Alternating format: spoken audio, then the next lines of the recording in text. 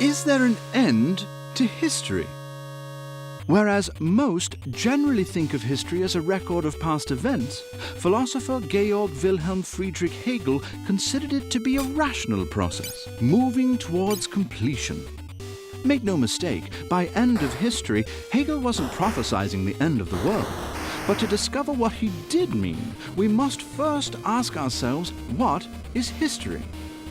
According to Hegel, history is the progression of reason brought about largely by confrontation and conflict.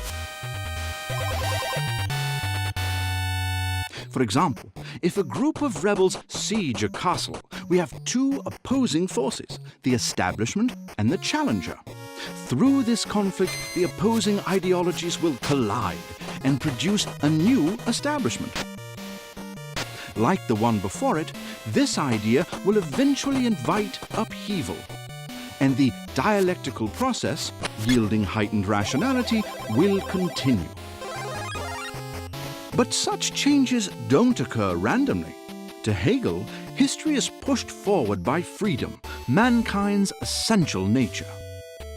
As history progresses, we become more self-conscious, therefore more rational, and therefore more free.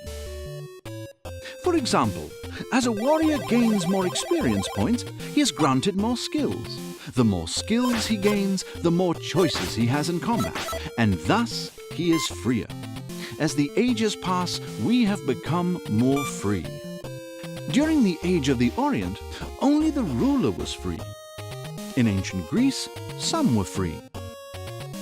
And in Hegel's time, following the French Revolution, it was thought that all should be free. So if freedom is the end goal of history, will there ever be a perfected state that invites no more change, an end to the dialectic? In his book, The Phenomenology of Spirit, Hegel devised the concept of world spirit, or the manifestation of reason exhibited through a society's culture, including its philosophy, religion, and art. The ultimate freedom will occur when the world spirit, or collective consciousness of a culture, becomes entirely rational. Only then can a unified society be established in which its laws and institutions will invite no more change, because they are in perfect harmony with their culture. And thus, the dialectical process of history will end.